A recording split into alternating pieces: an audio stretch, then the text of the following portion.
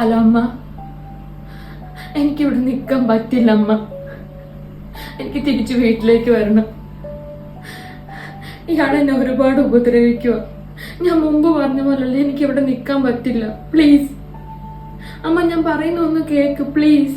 ഇല്ല, ഇയാൾ എന്നെ കൊല്ലും അമ്മ. പ്ലീസ് എങ്ങനെങ്കിലും അമ്മ ഇന്ന് തന്നെ വരണം പ്ലീസ്.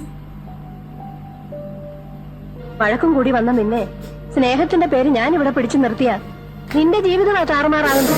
സ്ത്രീക്ക് ഭൂമിയോളം ക്ഷമ വേണം, സഹനശക്തി വേണം.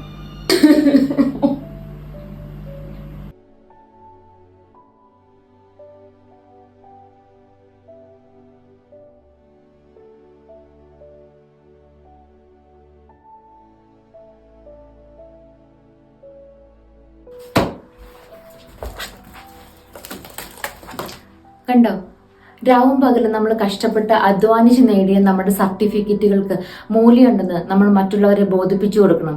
ജീവിതത്തിൽ എന്തെങ്കിലും പ്രതിസന്ധി ഉണ്ടായാൽ ആത്മഹത്യ ഒന്നിനും ഒരു പരിഹാരമല്ല എന്നുള്ള കാര്യം നമ്മൾ ആദ്യം മനസ്സിലാക്കേണ്ടതുണ്ട്. മറ്റൊരു കാര്യം, നമ്മൾ ജീവിതത്തിലേക്ക് ഒരു പുതിയ ചുവട് വെക്കുന്നതാണ് ഓരോ പെൺകുട്ടിയെ സംബന്ധിച്ചും ആൺകുട്ടിയെ സംബന്ധിച്ച് വിവാഹം എന്ന് പറയുന്നത്. ചിലർക്ക് ശരിയാകും, ചിലർക്ക് ശരിയാകത്തില്ല. പക്ഷേ പരാജയപ്പെടുന്ന എല്ലാവരും മോശം വ്യക്തികളാണെന്നില്ല. പക്ഷേ എവിടെയാണോ പൊരുത്തക്കേട് കാണുന്നത് അവിടെ വെച്ച് നമ്മൾ നിർത്തി, അല്ലെങ്കിൽ നമ്മൾക്ക് പൊരുത്തപ്പെടാൻ സാധിക്കില്ല എന്ന് ഉറപ്പുണ്ടെങ്കിൽ മാത്രം അതിൽ നിന്ന് പിന്മാറി നമ്മുടേതായ ലോകം കെട്ടിപ്പിടിക്കാൻ ശ്രമിക്കണം.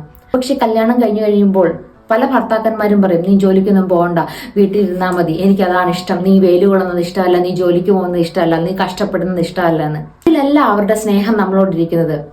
ഒരു ജോലിക്ക് പോകുമ്പോൾ ഉണ്ടാകുന്ന സന്തോഷം വേറൊന്നാണ്.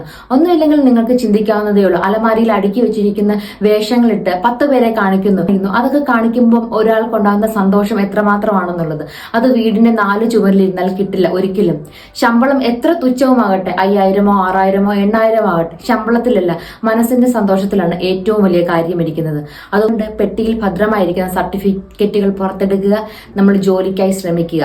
മറ്റുള്ളവരുടെ കാൽക്കീഴിലാണ് നമ്മൾ കിടക്കുന്നത് എന്നുള്ള തോന്നലുണ്ടെങ്കിൽ നമ്മളെ എപ്പോഴും കുത്തിപ്പരിക്കേൽപ്പിച്ചുകൊണ്ടേയിരിക്കും.